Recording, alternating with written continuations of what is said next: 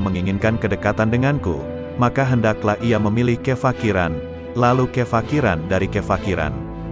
Bila kefakiran itu telah sempurna, maka tak ada lagi apapun selain aku. Lalu dia berkata, "Wahai penolong agung, berbahagialah jika engkau mengasihi makhluk-makhlukku, dan beruntunglah jika engkau memaafkan makhluk-makhlukku." Lalu dia berkata kepadaku, "Wahai penolong agung, katakan kepada pencintamu dan sahabatmu, ambillah manfaat dari doa kaum fakir, karena mereka bersamaku dan aku bersama mereka." Lalu dia berkata kepadaku, "Wahai penolong agung, aku bersama segala sesuatu, tempat tinggalnya, pengawasnya, dan kepadaku tempat kembalinya." Lalu dia berkata kepadaku, "Wahai penolong agung, jangan peduli pada surga dan apa yang ada di sana, maka engkau akan melihat aku tanpa perantara. Dan jangan peduli pada neraka serta apa yang ada di sana, maka engkau akan melihat aku tanpa perantara." Lalu dia berkata kepadaku, "Wahai penolong agung, para penghuni surga disibukkan oleh surga, dan para penghuni neraka disibukkan olehku." Lalu dia berkata kepadaku, "Wahai penolong agung, sebagian penghuni surga berlindung dari kenikmatan, sebagaimana penghuni neraka berlindung dari jilatan api." Lalu dia berkata kepadaku, "Wahai penolong agung, barang siapa disibukkan dengan selain aku, maka temannya adalah sabuk pada hari kiamat." Lalu dia berkata kepadaku, "Wahai penolong agung, orang-orang yang dekat mencari pertolongan dari kedekatan, sebagaimana orang-orang yang jauh mencari pertolongan dari kejauhan."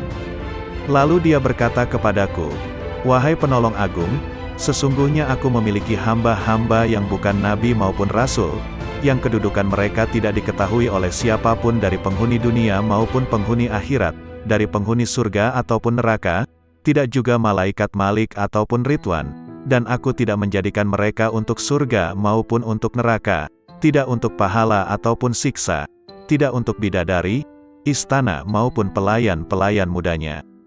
Maka beruntunglah orang yang mempercayai mereka meski belum mengenal mereka." Lalu dia berkata kepadaku, "Wahai penolong agung, engkau adalah salah satu dari mereka. Dan di antara tanda-tanda mereka di dunia adalah tubuh-tubuh mereka terbakar karena sedikitnya makan dan minum, nafsu mereka telah hangus dari syahwat, hati mereka telah hangus dari pikiran dan perasaan buruk, ruh-ruh mereka juga telah hangus dari pandangan yang melalaikan. Mereka adalah pemilik keabadian yang terbakar oleh cahaya perjumpaan." Lalu dia berkata kepadaku, "Wahai penolong agung, bila seseorang yang haus datang kepadamu di hari yang amat panas, sedangkan engkau memiliki air dingin dan engkau sedang tidak membutuhkan air, jika engkau menahan air itu baginya, maka engkau adalah orang yang paling kikir. Bagaimana aku menolak mereka dari rahmatku, padahal aku telah menetapkan atas diriku, bahwa aku paling pengasih di antara yang mengasihi." Lalu dia berkata kepadaku, "Wahai penolong agung, tak seorang pun dari ahli maksiat yang jauh dariku, dan tak seorang pun dari ahli ketaatan yang dekat dariku." Lalu dia berkata kepadaku, "Wahai penolong agung, bila seseorang dekat kepadaku, maka ia adalah dari kalangan maksiat, karena ia merasa memiliki kekurangan dan penyesalan." Lalu dia berkata kepadaku, "Wahai penolong agung, merasa memiliki kekurangan merupakan sumber cahaya, dan mengagumi cahaya diri sendiri merupakan sumber kegelapan." Lalu dia berkata kepadaku, "Wahai penolong agung, ahli maksiat akan tertutupi oleh kemaksiatannya, dan ahli taat akan tertutupi oleh ketaatannya. Dan aku memiliki hamba-hamba selain mereka, yang tidak ditimpa kesedihan maksiat dan keresahan ketaatan."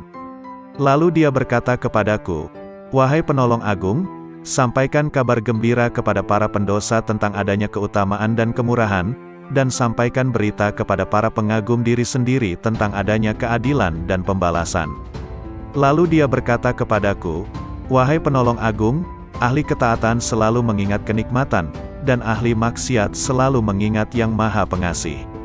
Lalu dia berkata kepadaku, "Wahai penolong agung, aku dekat dengan pelaku maksiat setelah ia berhenti dari kemaksiatannya, dan aku jauh dari orang yang taat setelah ia berhenti dari ketaatannya." Lalu dia berkata kepadaku, "Wahai penolong agung, aku menciptakan orang awam namun mereka tidak mampu memandang cahaya kebesaranku, maka aku meletakkan tirai kegelapan di antara diriku dan mereka. Dan aku menciptakan orang-orang khusus namun mereka tidak mampu mendekatiku dan mereka sebagai tirai penghalang.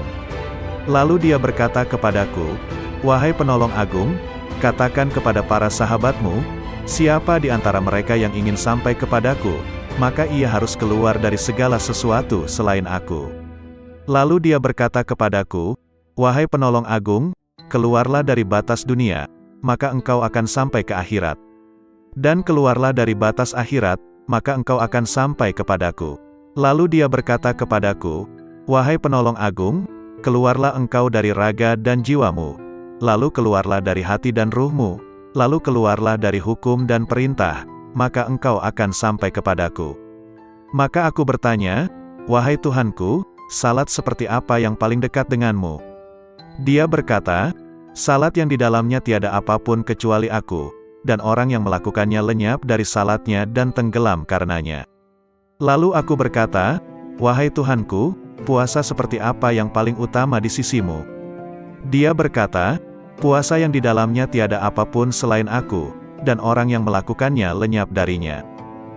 Lalu aku berkata, "Wahai Tuhanku, amal apa yang paling utama di sisimu?" Dia berkata, "Amal yang di dalamnya tiada apapun selain aku, baik itu surga ataupun neraka, dan pelakunya lenyap darinya." Lalu aku berkata, "Wahai Tuhanku, tangisan seperti apa yang paling utama di sisimu?"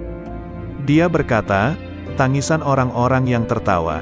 Lalu aku berkata, "Wahai Tuhanku, tertawa seperti apa yang paling utama di sisimu?" Dia berkata, "Tertawanya orang-orang yang menangis karena bertobat."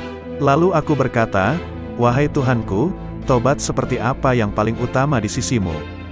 Dia menjawab, "Tobatnya orang-orang yang suci." Lalu aku bertanya, "Wahai Tuhanku, kesucian seperti apa yang paling utama di sisimu?"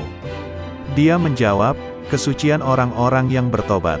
Lalu dia berkata kepadaku, "Wahai penolong agung, pencari ilmu di mataku tidak mempunyai jalan kecuali setelah ia mengakui kebodohannya, karena jika ia tidak melepaskan ilmu yang ada padanya, ia akan menjadi setan." Berkatalah sang penolong agung, "Aku bertemu Tuhanku subhanahu wa ta'ala dan aku bertanya kepadanya, 'Wahai Tuhan, apa makna kerinduan?' Ish."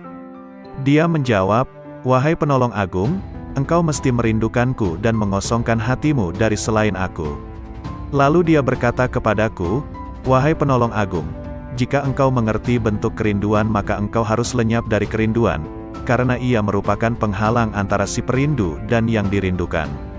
Lalu dia berkata kepadaku, "Wahai penolong agung, bila engkau berniat melakukan tobat, maka pertama kali engkau harus bertobat dari nafsu, lalu mengeluarkan pikiran dan perasaan buruk dari hati dengan mengusir kegelisahan dosa, maka engkau akan sampai kepadaku. Dan hendaknya engkau bersabar, karena bila tidak bersabar berarti engkau hanya bermain-main belaka." Lalu dia berkata kepadaku, "Wahai penolong agung, bila engkau ingin memasuki wilayahku, maka hendaknya engkau tidak berpaling kepada alam mulk, alam malakut, maupun alam jabarut. Karena alam mulk adalah setannya orang berilmu, dan malakut adalah setannya ahli makrifat, dan jabarut adalah setannya orang yang sadar. Siapa yang puas dengan salah satu dari ketiganya, maka ia akan terusir dari sisiku." Dan dia berkata kepadaku, "Wahai penolong agung, perjuangan spiritual adalah salah satu lautan di samudera penyaksian dan telah dipilih oleh orang-orang yang sadar.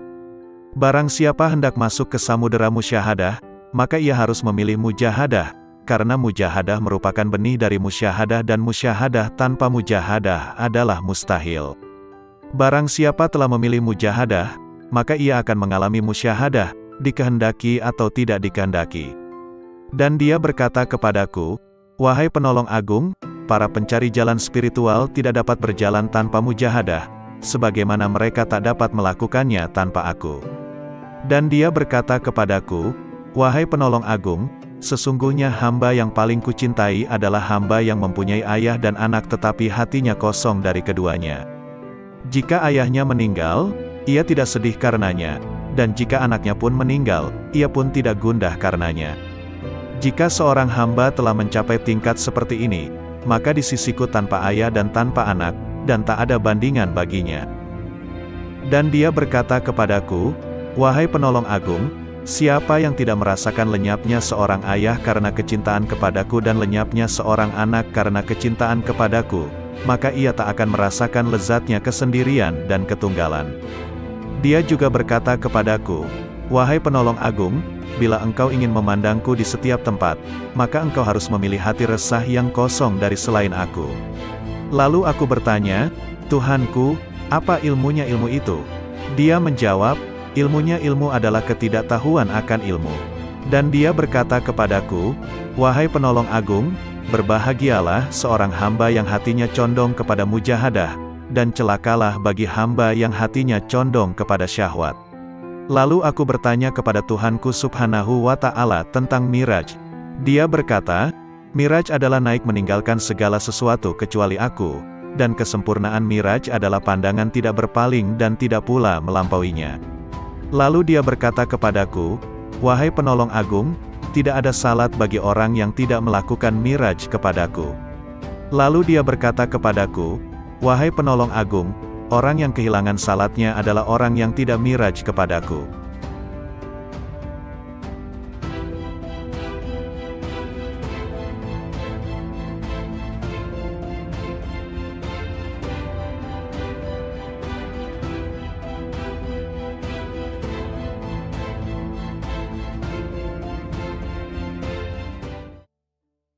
Assalamualaikum warahmatullahi wabarakatuh. Salawat dan salam kita haturkan kepada junjungan kita Nabi besar Muhammad sallallahu alaihi wasallam. Allahumma sholli ala Muhammad. Kali ini akan dibacakan 4 kisah dialog Syekh Abdul Qadir Al-Jailani. Kisah ini diambil dari berbagai sumber kemudian dihimpun menjadi satu judul yakni 4 kisah dialog Syekh Abdul Qadir Al-Jailani yang menggetarkan hati. Berikut kisahnya. 1. Dialog dengan Malaikat Maut. Dalam ceramah di akhir bulan Rajab 546 Hijriyah di Madrasah, Syekh Abdul Qadir Jailani menuturkan, Imam Junaid al-Baghdadi rahimahullah seringkali mengatakan, "Apa yang dapat ku perbuat terhadap diriku? Aku ini hanya seorang hamba dan milik majikanku. Dia telah menyerahkan dirinya kepada Allah, tidak memiliki pilihan lain selain terhadapnya dan tidak mengusiknya." Junaid telah rela dengan apapun yang ditakdirkan kepadanya. Hatinya telah menjadi baik dan nafsunya telah tenang. Dia telah mengamalkan firman Allah Azza wa Jalla, "Sesungguhnya pelindungku adalah Allah yang telah menurunkan Alkitab, Al-Quran, dan dia melindungi orang-orang yang saleh." Quran Surah Al-A'raf ayat 196. Pada suatu malam, aku mengingat kematian, dan aku menangis dari awal malam hingga waktu sahur tiba. Aku berdoa, "Ya Tuhanku, aku mohon kepadamu agar malaikat maut tidak mencabut nyawaku, tapi Engkau sendiri yang mencabutnya." Kemudian, aku tertidur, lalu aku bermimpi melihat seorang tua yang mengagumkan dan menawan. Dia kemudian masuk dari arah pintu, dan aku bertanya kepadanya, "Siapakah engkau?" Lalu dia menjawab, "Aku malaikat maut." Aku katakan kepadanya, "Aku telah meminta kepada Allah agar dia sendiri yang mencabut nyawaku, bukan engkau yang akan mencabutnya." Malaikat itu balik bertanya, "Lalu mengapa engkau meminta hal itu? Apa dosaku? Aku hanyalah hamba yang mengikuti perintah. Aku diperintahkan bersikap lemah lembut terhadap suatu kaum dan bersikap kasar kepada kaum yang lainnya." Kemudian, dia memelukku dan menangis, maka aku pun menangis bersamanya. Ahmad bin Hanbal rahimahullah berkata, "Betapa banyak hati yang terbakar oleh kecintaan kepada dunia, padahal di dadanya ada Al-Quran. Sementara, banyak orang saleh yang selalu bangun malam mendirikan salat malam, beramar makruf nahi munkar. Tangan mereka itu terbelenggu oleh sikap wara, sehingga meninggalkan dunia, dan keinginan mereka mencari Tuhan mereka begitu kuat. Maka, infakkan harta kalian kepada mereka itu. Sebab, di kemudian hari mereka itu akan mendapatkan kekuasaan di sisi Allah Azza wa Jalla." Dikutip dari kitab Fath Rabbani. 2. Dialog dengan Iblis. Dalam sebuah riwayat dikisahkan Syekh Abdul Qadir Jailani, seorang ulama yang sangat tinggi ilmunya, suatu malam bermunajat mendekatkan diri kepada Allah. Tiba-tiba dari sudut atas mihrab muncul cahaya yang sangat menyilaukan. Dari arah cahaya tersebut terdengar suara, "Wahai Abdul Qadir, aku adalah Tuhanmu. Apa yang telah aku haramkan bagimu telah aku halalkan. Syekh Abdul Qadir tertegun mendengar suara tersebut. Setelah sadar dari kekagetannya, beliau berkata dalam hati, Muhammad Sallallahu Alaihi Wasallam adalah Nabi dan Rasulullah yang terakhir, maka tidak mungkin Allah Subhanahu wa Ta'ala akan mengubah syariatnya. Kemudian Abdul Qadir yakin bahwa cahaya yang datang itu bukan suara Tuhan melainkan iblis. Lalu beliau mengucapkan ta'awuz, auzubillahi minasyaitonirrajim. Tiba-tiba cahaya itu terbakar sambil berkata, sudah banyak orang yang telah aku perdayai, tetapi engkau luput dari tipu dayaku ini.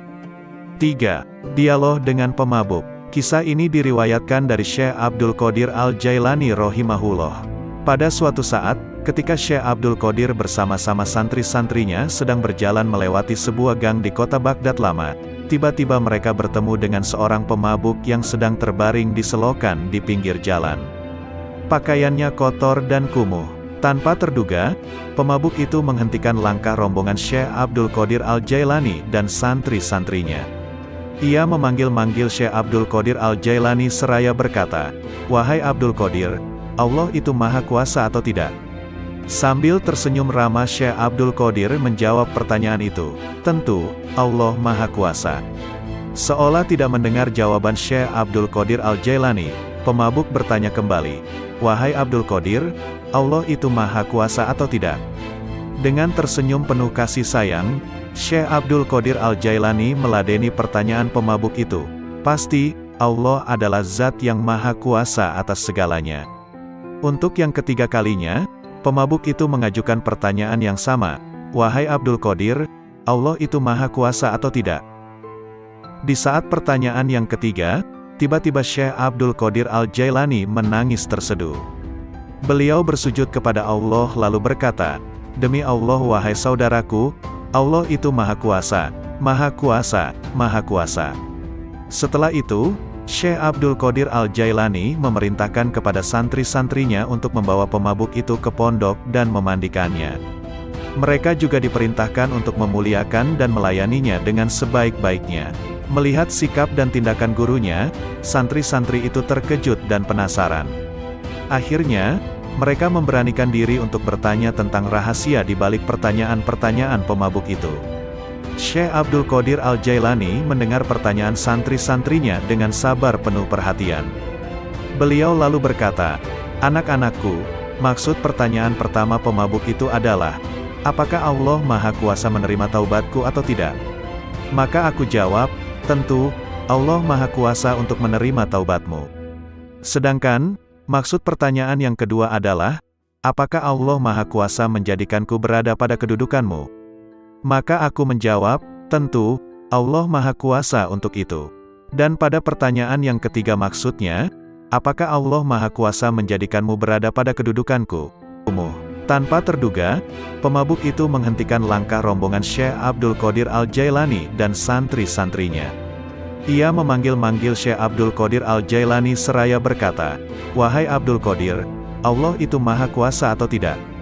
Sambil tersenyum ramah Syekh Abdul Qadir menjawab pertanyaan itu, tentu, Allah maha kuasa. Seolah tidak mendengar jawaban Syekh Abdul Qadir Al-Jailani, pemabuk bertanya kembali, wahai Abdul Qadir, Allah itu maha kuasa atau tidak? Dengan tersenyum penuh kasih sayang, Syekh Abdul Qadir Al-Jailani meladeni pertanyaan pemabuk itu. Pasti, Allah adalah zat yang maha kuasa atas segalanya. Untuk yang ketiga kalinya, pemabuk itu mengajukan pertanyaan yang sama. Wahai Abdul Qadir, Allah itu maha kuasa atau tidak? Di saat pertanyaan yang ketiga, tiba-tiba Syekh Abdul Qadir Al-Jailani menangis terseduh. Beliau bersujud kepada Allah lalu berkata, demi Allah wahai saudaraku, Allah itu maha kuasa, maha kuasa, maha kuasa. Setelah itu, Syekh Abdul Qadir Al-Jailani memerintahkan kepada santri-santrinya untuk membawa pemabuk itu ke pondok dan memandikannya. Mereka juga diperintahkan untuk memuliakan dan melayaninya dengan sebaik-baiknya. Melihat sikap dan tindakan gurunya, santri-santri itu terkejut dan penasaran.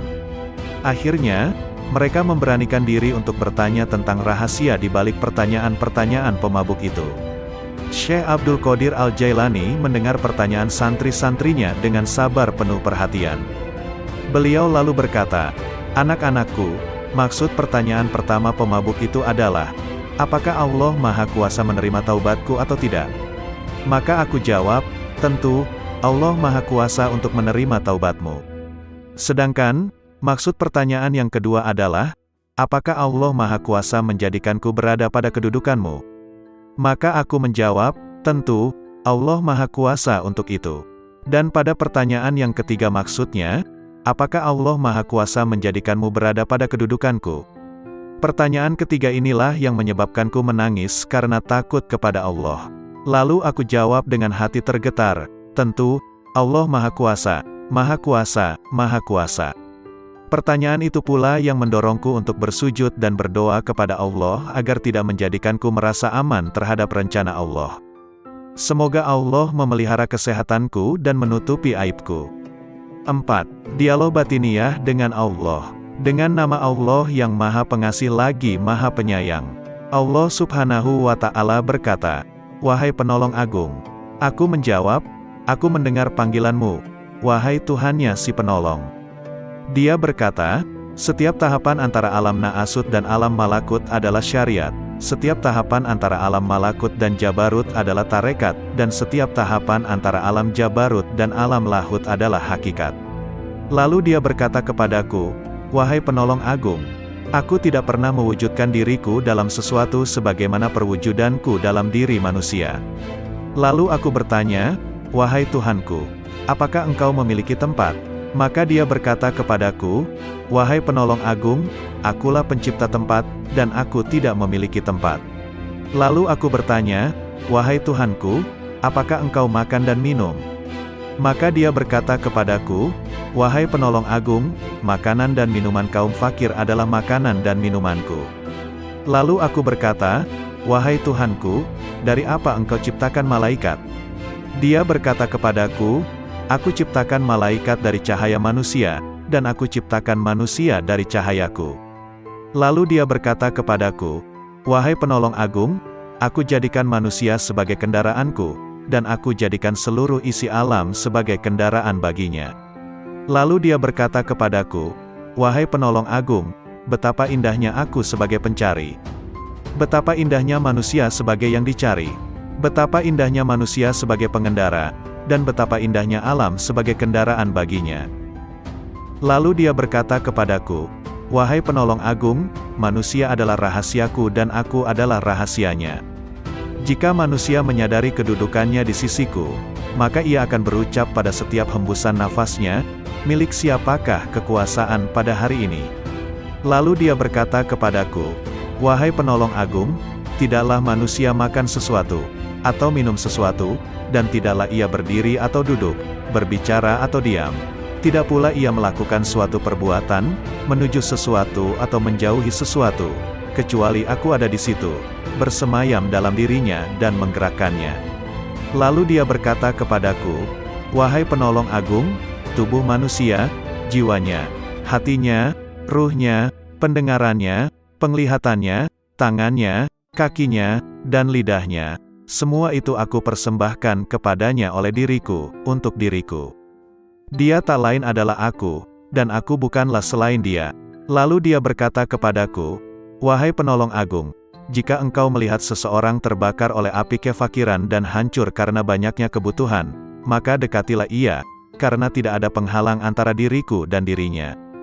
Lalu dia berkata kepadaku, 'Wahai Penolong Agung, janganlah engkau makan sesuatu atau minum sesuatu dan janganlah engkau tidur, kecuali dengan kehadiran hati yang sadar dan mata yang awas.' Lalu dia berkata kepadaku, 'Wahai Penolong Agung, barang siapa terhalang dari perjalananku di dalam batin, maka ia akan diuji dengan perjalanan lahir, dan ia tidak akan semakin dekat dariku melainkan justru semakin menjauh dalam perjalanan batin.' Lalu dia berkata kepadaku, 'Wahai Penolong Agung, kemanunggalan ruhani merupakan keadaan yang tak dapat diungkapkan dengan kata-kata. Siapa yang percaya dengannya sebelum mengalaminya sendiri, maka ia telah kafir. Dan barang siapa menginginkan ibadah setelah mencapai keadaan wusyul, maka ia telah menyekutukan Allah Subhanahu wa Ta'ala.' Lalu dia berkata kepadaku, 'Wahai Penolong Agung, barang siapa memperoleh kebahagiaan azali, maka selamat atasnya, dia tidak akan terhina selamanya. Dan barang siapa memperoleh kesengsaraan azali, maka celaka baginya, dia tidak akan diterima sama sekali setelah itu. Lalu dia berkata kepadaku, "Wahai penolong agung, aku jadikan kefakiran dan kebutuhan sebagai kendaraan manusia. Barang siapa menaikinya, maka ia telah sampai di tempatnya sebelum menyeberangi gurun dan lembah." Lalu dia berkata kepadaku, "Wahai penolong agung, bila manusia mengetahui apa yang terjadi setelah kematian, tentu ia tidak menginginkan hidup di dunia ini. Dan ia akan berkata di setiap saat dan kesempatan, 'Tuhan, matikan aku.'"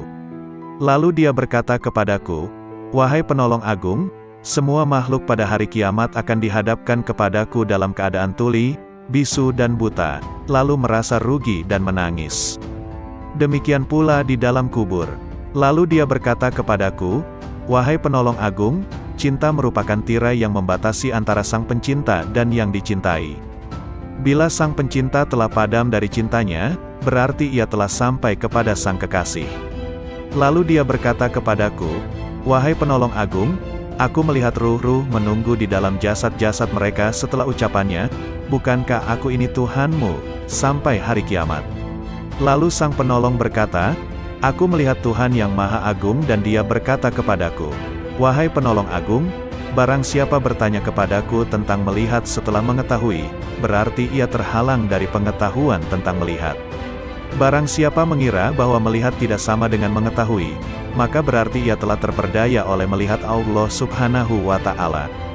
Lalu dia berkata kepadaku, 'Wahai penolong agung, orang fakir dalam pandanganku bukanlah orang yang tidak memiliki apa-apa, melainkan orang fakir adalah ia yang memegang kendali atas segala sesuatu. Bila ia berkata kepada sesuatu, 'Jadilah,' maka terjadilah ia.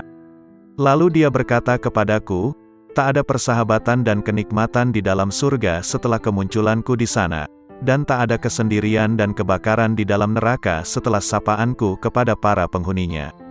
Lalu dia berkata kepadaku, 'Wahai penolong agung, aku yang paling mulia di antara semua yang mulia, dan aku yang paling penyayang di antara semua penyayang.'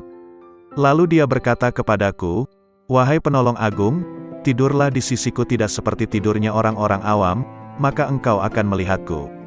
Terhadap hal ini aku bertanya, 'Wahai Tuhanku, bagaimana aku tidur di sisimu?' Dia berkata, 'Dengan menjauhkan jasmani dari kesenangan, menjauhkan nafsu dari syahwat, menjauhkan hati dari pikiran dan perasaan buruk, dan menjauhkan ruh dari pandangan yang melalaikan, lalu meleburkan zatmu di dalam zat.' Lalu dia berkata kepadaku, 'Wahai penolong agung, katakan kepada sahabatmu dan pencintamu, siapa di antara kalian yang menginginkan kedekatan denganku, maka hendaklah ia memilih kefakiran, lalu kefakiran dari kefakiran. Bila kefakiran itu telah sempurna, maka tak ada lagi apapun selain aku.' Lalu dia berkata, 'Wahai penolong agung, berbahagialah jika engkau mengasihi makhluk-makhlukku, dan beruntunglah jika engkau memaafkan makhluk-makhlukku.' Lalu dia berkata kepadaku, 'Wahai penolong agung, katakan kepada pencintamu dan sahabatmu, ambillah manfaat dari doa kaum fakir, karena mereka bersamaku dan aku bersama mereka.' Lalu dia berkata kepadaku, 'Wahai penolong agung, aku bersama segala sesuatu, tempat tinggalnya, pengawasnya, dan kepadaku tempat kembalinya.' Lalu dia berkata kepadaku, 'Wahai penolong agung, jangan peduli pada surga dan apa yang ada di sana, maka engkau akan melihat aku tanpa perantara. Dan jangan peduli pada neraka serta apa yang ada di sana, maka engkau akan melihat aku tanpa perantara.' Lalu dia berkata kepadaku, 'Wahai penolong agung, para penghuni surga disibukkan oleh surga, dan para penghuni neraka disibukkan olehku.' Lalu dia berkata kepadaku, 'Wahai penolong agung, sebagian penghuni surga berlindung dari kenikmatan, sebagaimana penghuni neraka berlindung dari jilatan api.' Lalu dia berkata kepadaku, 'Wahai penolong agung, barang siapa disibukkan dengan selain aku, maka temannya adalah sabuk pada hari kiamat.' Lalu dia berkata kepadaku, 'Wahai penolong agung, orang-orang yang dekat mencari pertolongan dari kedekatan, sebagaimana orang-orang yang jauh mencari pertolongan dari kejauhan.' Lalu dia berkata kepadaku, 'Wahai penolong agung, sesungguhnya aku memiliki hamba-hamba yang bukan nabi maupun rasul, yang kedudukan mereka tidak diketahui oleh siapapun dari penghuni dunia maupun penghuni akhirat, dari penghuni surga ataupun neraka, tidak juga malaikat Malik ataupun Ridwan, dan aku tidak menjadikan mereka untuk surga maupun untuk neraka, tidak untuk pahala ataupun siksa, tidak untuk bidadari, istana maupun pelayan-pelayan mudanya. Maka beruntunglah orang yang mempercayai mereka meski belum mengenal mereka. Lalu dia berkata kepadaku, "Wahai penolong agung, engkau adalah salah satu dari mereka. Dan di antara tanda-tanda mereka di dunia adalah tubuh-tubuh mereka terbakar karena sedikitnya makan dan minum, nafsu mereka telah hangus dari syahwat, hati mereka telah hangus dari pikiran dan perasaan buruk, ruh-ruh mereka juga telah hangus dari pandangan yang melalaikan. Mereka adalah pemilik keabadian yang terbakar oleh cahaya perjumpaan."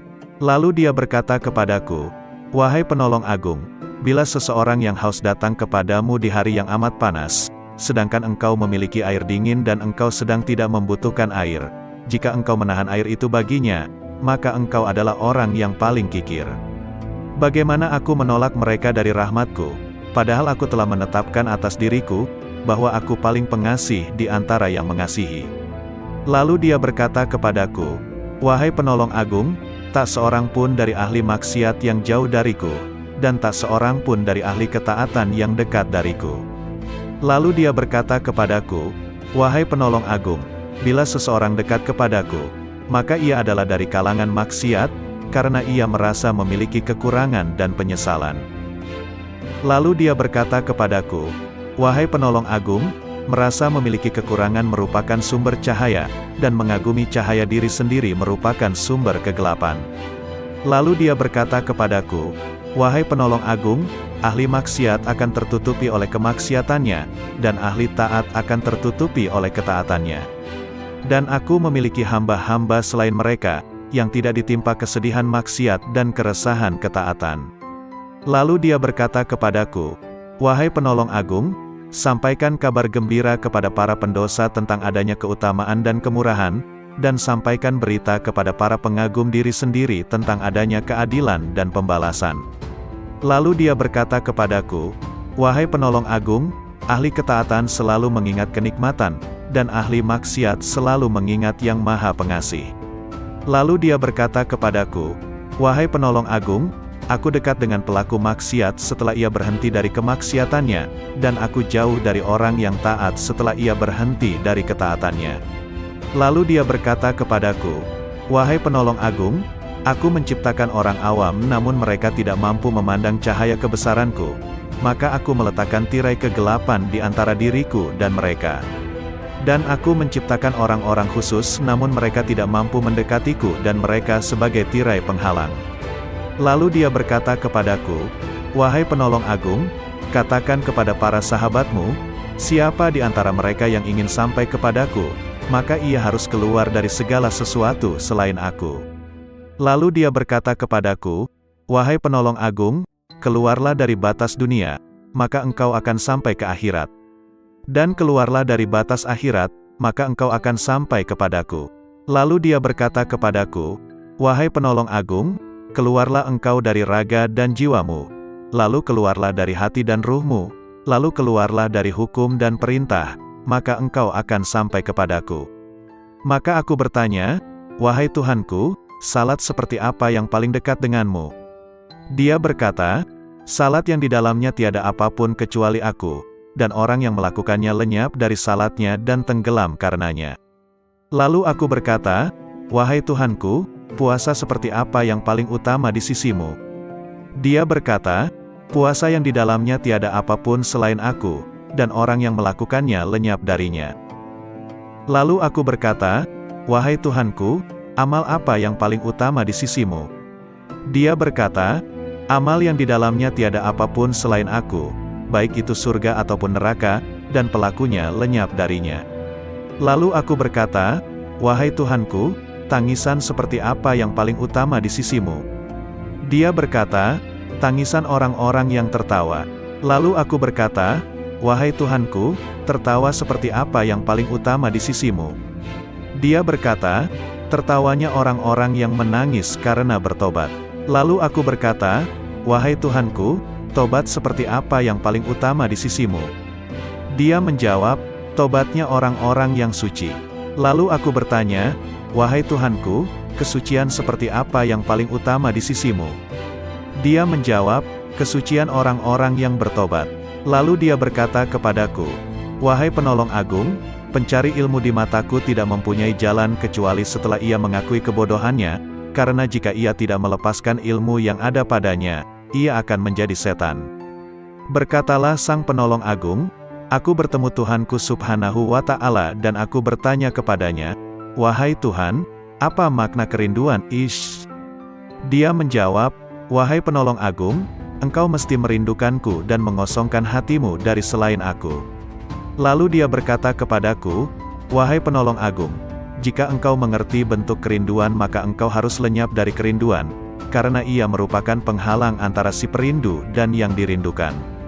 Lalu dia berkata kepadaku, "Wahai penolong agung, bila engkau berniat melakukan tobat, maka pertama kali engkau harus bertobat dari nafsu, lalu mengeluarkan pikiran dan perasaan buruk dari hati dengan mengusir kegelisahan dosa, maka engkau akan sampai kepadaku.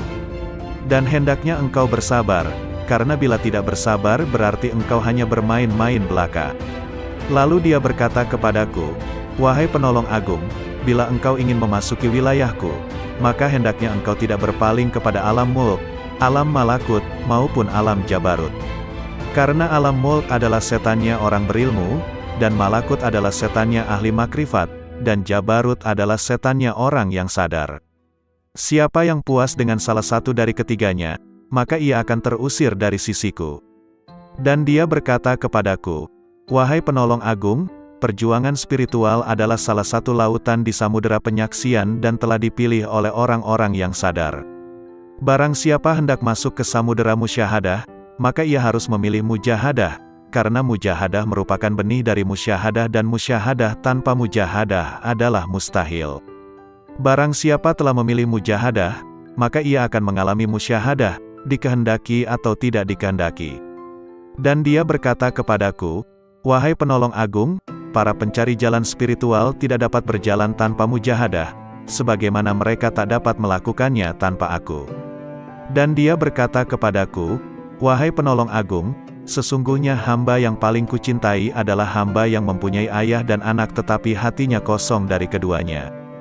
Jika ayahnya meninggal, ia tidak sedih karenanya, dan jika anaknya pun meninggal, ia pun tidak gundah karenanya. Jika seorang hamba telah mencapai tingkat seperti ini, maka di sisiku tanpa ayah dan tanpa anak, dan tak ada bandingan baginya." Dan dia berkata kepadaku, "Wahai penolong agung, siapa yang tidak merasakan lenyapnya seorang ayah karena kecintaan kepadaku dan lenyapnya seorang anak karena kecintaan kepadaku, maka ia tak akan merasakan lezatnya kesendirian dan ketunggalan." Dia juga berkata kepadaku, "Wahai penolong agung, bila engkau ingin memandangku di setiap tempat, maka engkau harus memilih hati resah yang kosong dari selain aku." Lalu aku bertanya, "Tuhanku, apa ilmunya ilmu itu?" Dia menjawab, "Ilmunya ilmu adalah ketidaktahuan akan ilmu." Dan dia berkata kepadaku, "Wahai penolong agung, berbahagialah seorang hamba yang hatinya condong kepada mujahadah, dan celakalah bagi hamba yang hatinya condong kepada syahwat." Lalu aku bertanya kepada Tuhanku Subhanahu wa Ta'ala tentang Miraj. Dia berkata, "Miraj adalah naik meninggalkan segala sesuatu kecuali aku, dan kesempurnaan Miraj adalah pandangan tidak berpaling dan tidak pula melampauinya." Lalu dia berkata kepadaku, "Wahai penolong agung, tidak ada salat bagi orang yang tidak melakukan miraj kepadaku. Ia menyadari kedudukannya di sisiku, maka ia akan berucap pada setiap hembusan nafasnya, 'Milik siapakah kekuasaan pada hari ini?' Lalu dia berkata kepadaku, 'Wahai penolong agung, tidaklah manusia makan sesuatu, atau minum sesuatu, dan tidaklah ia berdiri atau duduk, berbicara atau diam. Tidak pula ia melakukan suatu perbuatan, menuju sesuatu atau menjauhi sesuatu, kecuali aku ada di situ, bersemayam dalam dirinya dan menggerakkannya.' Lalu dia berkata kepadaku, 'Wahai penolong agung, tubuh manusia, jiwanya, hatinya, ruhnya, pendengarannya, penglihatannya, tangannya, kakinya, dan lidahnya, semua itu aku persembahkan kepadanya oleh diriku, untuk diriku. Dia tak lain adalah aku, dan aku bukanlah selain dia. Lalu dia berkata kepadaku, wahai penolong agung, jika engkau melihat seseorang terbakar oleh api kefakiran dan hancur karena banyaknya kebutuhan, maka dekatilah ia, karena tidak ada penghalang antara diriku dan dirinya. Lalu dia berkata kepadaku, wahai penolong agung, janganlah engkau makan sesuatu atau minum sesuatu dan janganlah engkau tidur, kecuali dengan kehadiran hati yang sadar dan mata yang awas. Lalu dia berkata kepadaku, wahai penolong agung, barang siapa terhalang dari perjalananku di dalam batin, maka ia akan diuji dengan perjalanan lahir, dan ia tidak akan semakin dekat dariku melainkan justru semakin menjauh dalam perjalanan batin. Lalu dia berkata kepadaku, wahai penolong agung, kemanunggalan ruhani merupakan keadaan yang tak dapat diungkapkan dengan kata-kata. Siapa yang percaya dengannya sebelum mengalaminya sendiri, maka ia telah kafir. Dan barang siapa menginginkan ibadah setelah mencapai keadaan wusyul, maka ia telah menyekutukan Allah Subhanahu wa Ta'ala.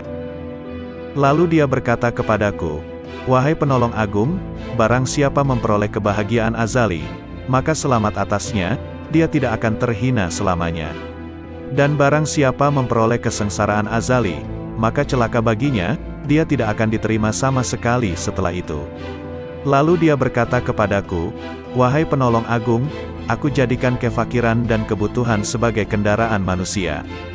Barang siapa menaikinya, maka ia telah sampai di tempatnya sebelum menyeberangi gurun dan lembah. Lalu dia berkata kepadaku, wahai penolong agung, bila manusia mengetahui apa yang terjadi setelah kematian, tentu ia tidak menginginkan hidup di dunia ini. Dan ia akan berkata di setiap saat dan kesempatan, Tuhan, matikan aku.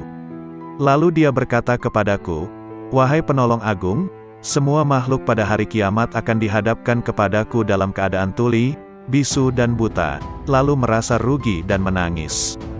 Demikian pula di dalam kubur. Lalu dia berkata kepadaku, wahai penolong agung, cinta merupakan tirai yang membatasi antara sang pencinta dan yang dicintai. Bila sang pencinta telah padam dari cintanya, berarti ia telah sampai kepada sang kekasih. Lalu dia berkata kepadaku, wahai penolong agung, aku melihat ruh-ruh menunggu di dalam jasad-jasad mereka setelah ucapannya, bukankah aku ini Tuhanmu, sampai hari kiamat. Lalu sang penolong berkata, aku melihat Tuhan yang Maha Agung dan dia berkata kepadaku, wahai penolong agung, barang siapa bertanya kepadaku tentang melihat setelah mengetahui, berarti ia terhalang dari pengetahuan tentang melihat. Barang siapa mengira bahwa melihat tidak sama dengan mengetahui, maka berarti ia telah terperdaya oleh melihat Allah Subhanahu wa Ta'ala. Lalu dia berkata kepadaku, wahai penolong agung, orang fakir dalam pandanganku bukanlah orang yang tidak memiliki apa-apa, melainkan orang fakir adalah ia yang memegang kendali atas segala sesuatu. Bila ia berkata kepada sesuatu, jadilah, maka terjadilah ia. Lalu dia berkata kepadaku, tak ada persahabatan dan kenikmatan di dalam surga setelah kemunculanku di sana, dan tak ada kesendirian dan kebakaran di dalam neraka setelah sapaanku kepada para penghuninya. Lalu dia berkata kepadaku, wahai penolong agung, aku yang paling mulia di antara semua yang mulia, dan aku yang paling penyayang di antara semua penyayang. Lalu dia berkata kepadaku, wahai penolong agung, tidurlah di sisiku tidak seperti tidurnya orang-orang awam, maka engkau akan melihatku. Terhadap hal ini aku bertanya, wahai Tuhanku, bagaimana aku tidur di sisimu? Dia berkata, dengan menjauhkan jasmani dari kesenangan, menjauhkan nafsu dari syahwat, menjauhkan hati dari pikiran dan perasaan buruk, dan menjauhkan ruh dari pandangan yang melalaikan, lalu meleburkan zatmu di dalam zat. Lalu dia berkata kepadaku, wahai penolong agung, katakan kepada sahabatmu dan pencintamu, siapa di antara kalian yang menginginkan kedekatan denganku, maka hendaklah ia memilih kefakiran, lalu kefakiran dari kefakiran. Bila kefakiran itu telah sempurna, maka tak ada lagi apapun selain aku. Lalu dia berkata, wahai penolong agung, berbahagialah jika engkau mengasihi makhluk-makhlukku, dan beruntunglah jika engkau memaafkan makhluk-makhlukku.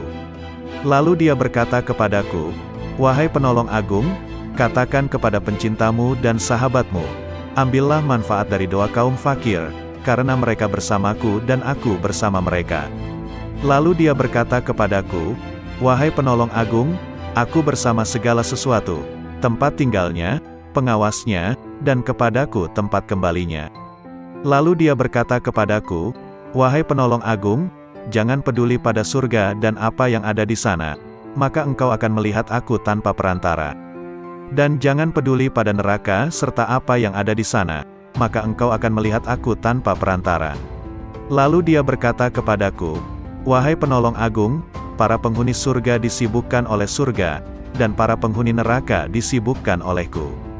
Lalu dia berkata kepadaku, "Wahai penolong agung, sebagian penghuni surga berlindung dari kenikmatan, sebagaimana penghuni neraka berlindung dari jilatan api."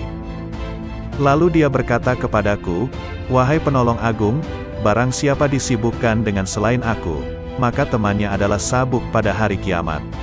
Lalu dia berkata kepadaku, "Wahai penolong agung, orang-orang yang dekat mencari pertolongan dari kedekatan, sebagaimana orang-orang yang jauh mencari pertolongan dari kejauhan."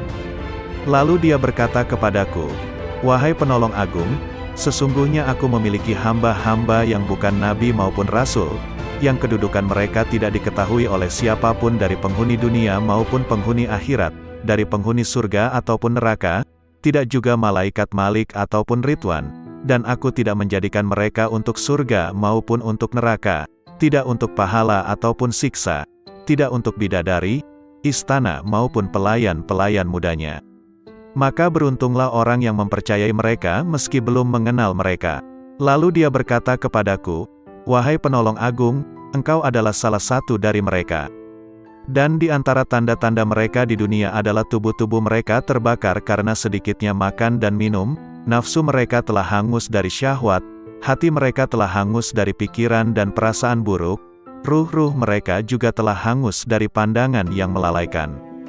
Mereka adalah pemilik keabadian yang terbakar oleh cahaya perjumpaan." Lalu dia berkata kepadaku, "Wahai penolong agung, bila seseorang yang haus datang kepadamu di hari yang amat panas, sedangkan engkau memiliki air dingin dan engkau sedang tidak membutuhkan air, jika engkau menahan air itu baginya, maka engkau adalah orang yang paling kikir. Bagaimana aku menolak mereka dari rahmatku, padahal aku telah menetapkan atas diriku, bahwa aku paling pengasih di antara yang mengasihi." Lalu dia berkata kepadaku, "Wahai penolong agung, tak seorang pun dari ahli maksiat yang jauh dariku, dan tak seorang pun dari ahli ketaatan yang dekat dariku." Lalu dia berkata kepadaku, "Wahai penolong agung, bila seseorang dekat kepadaku, maka ia adalah dari kalangan maksiat, karena ia merasa memiliki kekurangan dan penyesalan." Lalu dia berkata kepadaku, "Wahai penolong agung, merasa memiliki kekurangan merupakan sumber cahaya, dan mengagumi cahaya diri sendiri merupakan sumber kegelapan." Lalu dia berkata kepadaku, "Wahai penolong agung, ahli maksiat akan tertutupi oleh kemaksiatannya, dan ahli taat akan tertutupi oleh ketaatannya. Dan aku memiliki hamba-hamba selain mereka, yang tidak ditimpa kesedihan maksiat dan keresahan ketaatan." Lalu dia berkata kepadaku, "Wahai penolong agung, sampaikan kabar gembira kepada para pendosa tentang adanya keutamaan dan kemurahan, dan sampaikan berita kepada para pengagum diri sendiri tentang adanya keadilan dan pembalasan."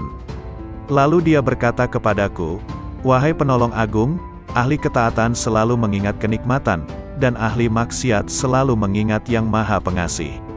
Lalu dia berkata kepadaku, "Wahai penolong agung, aku dekat dengan pelaku maksiat setelah ia berhenti dari kemaksiatannya, dan aku jauh dari orang yang taat setelah ia berhenti dari ketaatannya." Lalu dia berkata kepadaku, "Wahai penolong agung, aku menciptakan orang awam namun mereka tidak mampu memandang cahaya kebesaranku, maka aku meletakkan tirai kegelapan di antara diriku dan mereka. Dan aku menciptakan orang-orang khusus namun mereka tidak mampu mendekatiku dan mereka sebagai tirai penghalang." Lalu dia berkata kepadaku, "Wahai penolong agung, katakan kepada para sahabatmu, siapa di antara mereka yang ingin sampai kepadaku, maka ia harus keluar dari segala sesuatu selain aku." Lalu dia berkata kepadaku, "Wahai penolong agung, keluarlah dari batas dunia, maka engkau akan sampai ke akhirat. Dan keluarlah dari batas akhirat, maka engkau akan sampai kepadaku."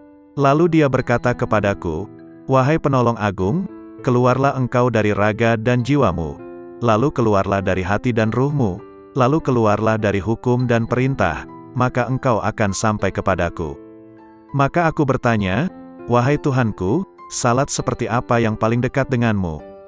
Dia berkata, salat yang di dalamnya tiada apapun kecuali aku, dan orang yang melakukannya lenyap dari salatnya dan tenggelam karenanya. Lalu aku berkata, wahai Tuhanku, puasa seperti apa yang paling utama di sisimu? Dia berkata, puasa yang di dalamnya tiada apapun selain aku, dan orang yang melakukannya lenyap darinya. Lalu aku berkata, wahai Tuhanku, amal apa yang paling utama di sisimu?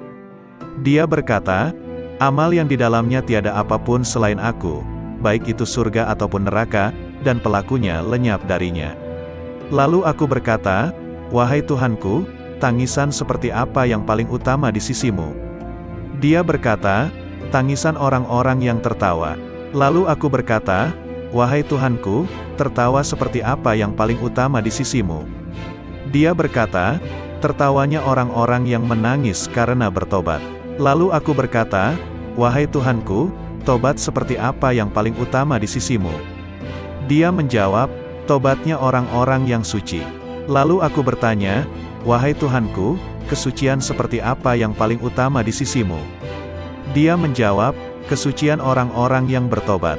Lalu dia berkata kepadaku, wahai penolong agung, pencari ilmu di mataku tidak mempunyai jalan kecuali setelah ia mengakui kebodohannya, karena jika ia tidak melepaskan ilmu yang ada padanya, ia akan menjadi setan.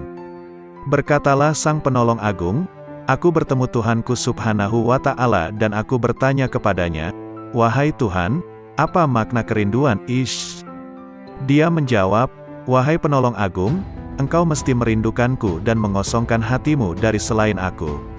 Lalu dia berkata kepadaku, wahai penolong agung, jika engkau mengerti bentuk kerinduan maka engkau harus lenyap dari kerinduan, karena ia merupakan penghalang antara si perindu dan yang dirindukan. Lalu dia berkata kepadaku, wahai penolong agung, bila engkau berniat melakukan tobat, maka pertama kali engkau harus bertobat dari nafsu, lalu mengeluarkan pikiran dan perasaan buruk dari hati dengan mengusir kegelisahan dosa, maka engkau akan sampai kepadaku. Dan hendaknya engkau bersabar, karena bila tidak bersabar berarti engkau hanya bermain-main belaka. Lalu dia berkata kepadaku, wahai penolong agung, bila engkau ingin memasuki wilayahku, maka hendaknya engkau tidak berpaling kepada alam mulk, alam malakut, maupun alam jabarut. Karena alam mulk adalah setannya orang berilmu, dan malakut adalah setannya ahli makrifat, dan jabarut adalah setannya orang yang sadar. Siapa yang puas dengan salah satu dari ketiganya, maka ia akan terusir dari sisiku. Dan dia berkata kepadaku, wahai penolong agung, perjuangan spiritual adalah salah satu lautan di samudera penyaksian dan telah dipilih oleh orang-orang yang sadar. Barang siapa hendak masuk ke samudera musyahadah, maka ia harus memilih mujahadah, karena mujahadah merupakan benih dari musyahadah dan musyahadah tanpa mujahadah adalah mustahil. Barang siapa telah memilih mujahadah, maka ia akan mengalami musyahadah, dikehendaki atau tidak dikehendaki. Dan dia berkata kepadaku, wahai penolong agung, para pencari jalan spiritual tidak dapat berjalan tanpa mujahadah, sebagaimana mereka tak dapat melakukannya tanpa aku. Dan dia berkata kepadaku, wahai penolong agung, sesungguhnya hamba yang paling kucintai adalah hamba yang mempunyai ayah dan anak tetapi hatinya kosong dari keduanya.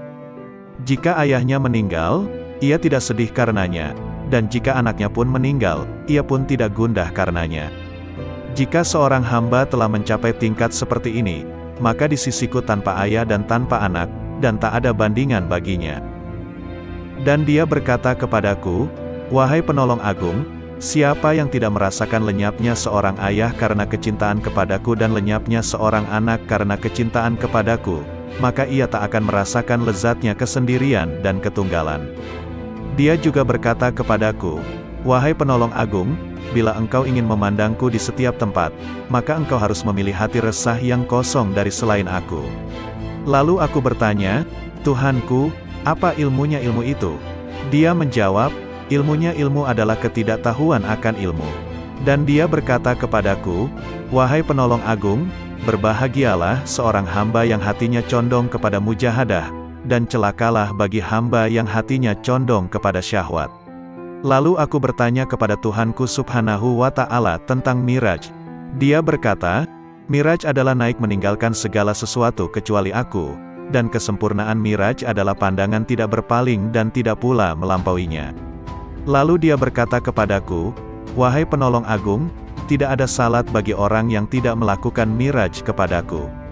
Lalu dia berkata kepadaku, wahai penolong agung, orang yang kehilangan salatnya adalah orang yang tidak Miraj kepadaku.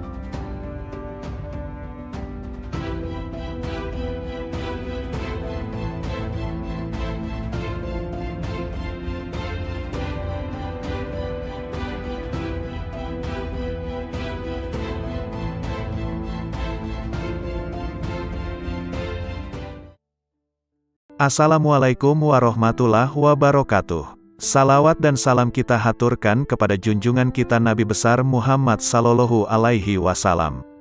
Allahumma sholli ala Muhammad. Kali ini akan dibacakan 4 kisah dialog Syekh Abdul Qadir Al-Jailani. Kisah ini diambil dari berbagai sumber kemudian dihimpun menjadi satu judul yakni 4 kisah dialog Syekh Abdul Qadir Al-Jailani yang menggetarkan hati. Berikut kisahnya. 1. Dialog dengan Malaikat Maut. Dalam ceramah di akhir bulan Rajab 546 Hijriyah di Madrasah, Syekh Abdul Qadir Jailani menuturkan, Imam Junaid Al-Baghdadi rahimahullah seringkali mengatakan, apa yang dapat ku perbuat terhadap diriku? Aku ini hanya seorang hamba dan milik majikanku. Dia telah menyerahkan dirinya kepada Allah, tidak memiliki pilihan lain selain terhadapnya dan tidak mengusiknya. Junaid telah rela dengan apapun yang ditakdirkan kepadanya. Hatinya telah menjadi baik dan nafsunya telah tenang. Dia telah mengamalkan firman Allah Azza wa Jalla, sesungguhnya pelindungku adalah Allah yang telah menurunkan Alkitab, Al-Quran, dan dia melindungi orang-orang yang saleh. Quran Surah Al-A'raf ayat 196. Pada suatu malam, aku mengingat kematian, dan aku menangis dari awal malam hingga waktu sahur tiba. Aku berdoa, ya Tuhanku, aku mohon kepadamu agar malaikat maut tidak mencabut nyawaku, tapi Engkau sendiri yang mencabutnya. Kemudian, aku tertidur, lalu aku bermimpi melihat seorang tua yang mengagumkan dan menawan. Dia kemudian masuk dari arah pintu, dan aku bertanya kepadanya, siapakah engkau? Lalu dia menjawab, aku malaikat maut. Aku katakan kepadanya, aku telah meminta kepada Allah agar dia sendiri yang mencabut nyawaku, bukan engkau yang akan mencabutnya. Malaikat itu balik bertanya, lalu mengapa engkau meminta hal itu, apa dosaku? Aku hanyalah hamba yang mengikuti perintah.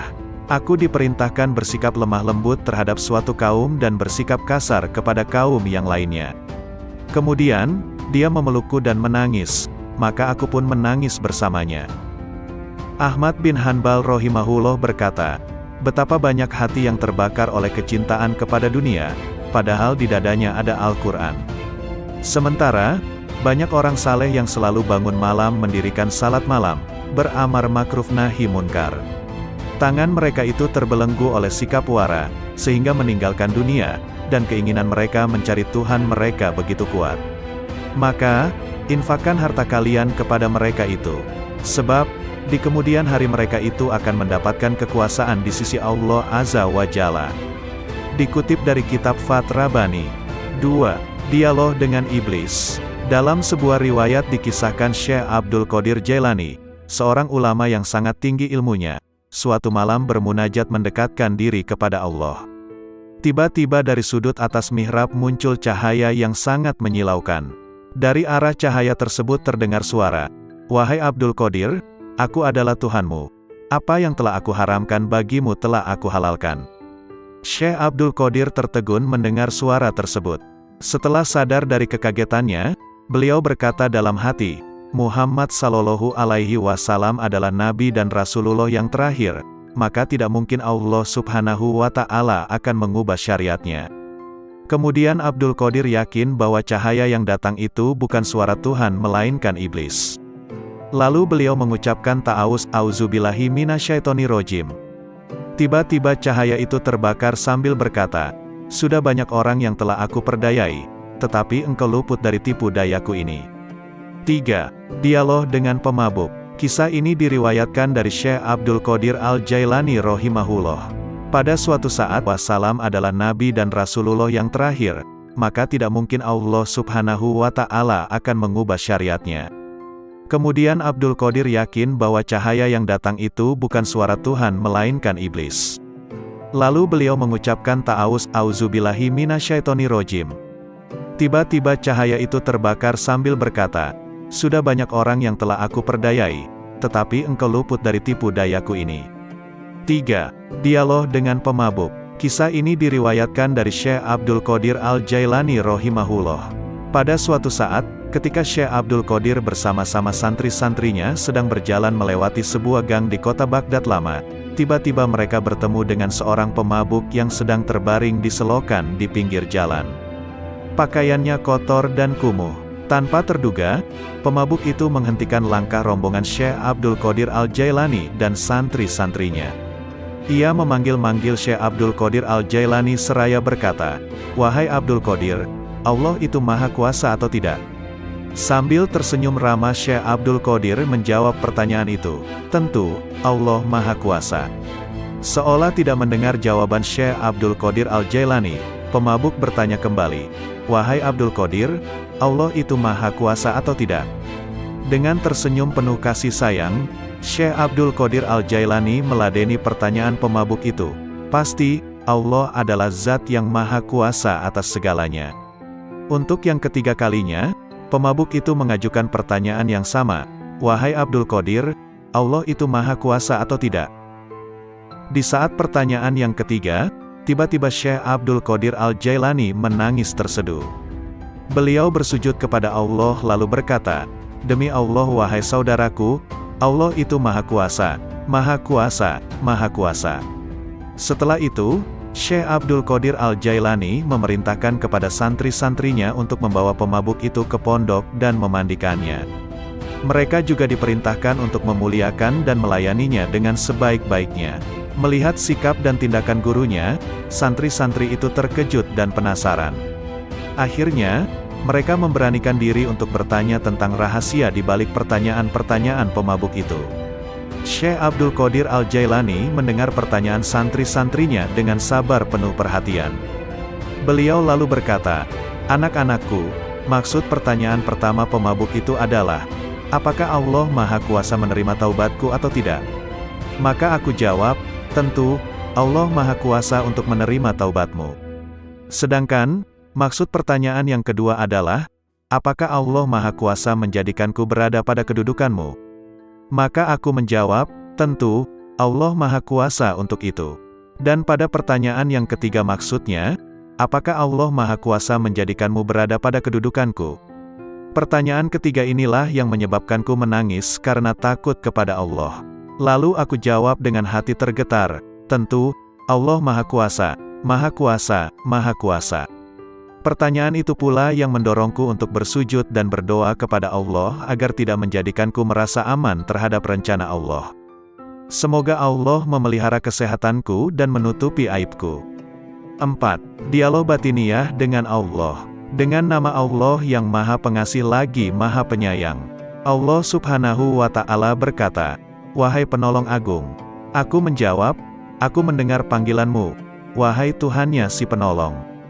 Dia berkata, "Setiap tahapan antara alam Na'asut dan alam Malakut adalah syariat, setiap tahapan antara alam Malakut dan Jabarut adalah tarekat, dan setiap tahapan antara alam Jabarut dan alam Lahut adalah hakikat." Lalu dia berkata kepadaku, "Wahai penolong agung, aku tidak pernah mewujudkan diriku dalam sesuatu sebagaimana perwujudanku dalam diri manusia." Lalu aku bertanya, "Wahai Tuhanku, apakah engkau memiliki tempat?"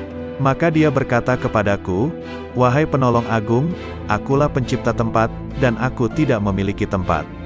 Lalu aku bertanya, "Wahai Tuhanku, apakah engkau makan dan minum?" Maka dia berkata kepadaku, "Wahai penolong agung, makanan dan minuman kaum fakir adalah makanan dan minumanku." Lalu aku berkata, "Wahai Tuhanku, dari apa engkau ciptakan malaikat?" Dia berkata kepadaku, "Aku ciptakan malaikat dari cahaya manusia, dan aku ciptakan manusia dari cahayaku." Lalu dia berkata kepadaku, Wahai penolong agung, aku jadikan manusia sebagai kendaraanku, dan aku jadikan seluruh isi alam sebagai kendaraan baginya. Lalu dia berkata kepadaku, wahai penolong agung, betapa indahnya aku sebagai pencari. Betapa indahnya manusia sebagai yang dicari. Betapa indahnya manusia sebagai pengendara, dan betapa indahnya alam sebagai kendaraan baginya. Lalu dia berkata kepadaku, wahai penolong agung, manusia adalah rahasiaku dan aku adalah rahasianya. Jika manusia menyadari kedudukannya di sisiku, maka ia akan berucap pada setiap hembusan nafasnya, milik siapakah kekuasaan pada hari ini? Lalu dia berkata kepadaku, wahai penolong agung, tidaklah manusia makan sesuatu, atau minum sesuatu, dan tidaklah ia berdiri atau duduk, berbicara atau diam. Tidak pula ia melakukan suatu perbuatan, menuju sesuatu atau menjauhi sesuatu, kecuali aku ada di situ, bersemayam dalam dirinya dan menggerakkannya. Lalu dia berkata kepadaku, wahai penolong agung, tubuh manusia, jiwanya, hatinya, ruhnya, pendengarannya, penglihatannya, tangannya, kakinya, dan lidahnya, semua itu aku persembahkan kepadanya oleh diriku, untuk diriku. Dia tak lain adalah aku, dan aku bukanlah selain dia. Lalu dia berkata kepadaku, wahai penolong agung, jika engkau melihat seseorang terbakar oleh api kefakiran dan hancur karena banyaknya kebutuhan, maka dekatilah ia, karena tidak ada penghalang antara diriku dan dirinya. Lalu dia berkata kepadaku, wahai penolong agung, janganlah engkau makan sesuatu atau minum sesuatu dan janganlah engkau tidur, kecuali dengan kehadiran hati yang sadar dan mata yang awas. Lalu dia berkata kepadaku, wahai penolong agung, barang siapa terhalang dari perjalananku di dalam batin, maka ia akan diuji dengan perjalanan lahir, dan ia tidak akan semakin dekat dariku melainkan justru semakin menjauh dalam perjalanan batin. Lalu dia berkata kepadaku, wahai penolong agung, kemanunggalan ruhani merupakan keadaan yang tak dapat diungkapkan dengan kata-kata. Siapa yang percaya dengannya sebelum mengalaminya sendiri, maka ia telah kafir. Dan barang siapa menginginkan ibadah setelah mencapai keadaan wusyul, maka ia telah menyekutukan Allah Subhanahu wa Ta'ala. Lalu dia berkata kepadaku, wahai penolong agung, barang siapa memperoleh kebahagiaan azali, maka selamat atasnya, dia tidak akan terhina selamanya. Dan barang siapa memperoleh kesengsaraan azali, maka celaka baginya, dia tidak akan diterima sama sekali setelah itu. Lalu dia berkata kepadaku, wahai penolong agung, aku jadikan kefakiran dan kebutuhan sebagai kendaraan manusia. Barang siapa menaikinya, maka ia telah sampai di tempatnya sebelum menyeberangi gurun dan lembah. Lalu dia berkata kepadaku, wahai penolong agung, bila manusia mengetahui apa yang terjadi setelah kematian, tentu ia tidak menginginkan hidup di dunia ini. Dan ia akan berkata di setiap saat dan kesempatan, Tuhan, matikan aku.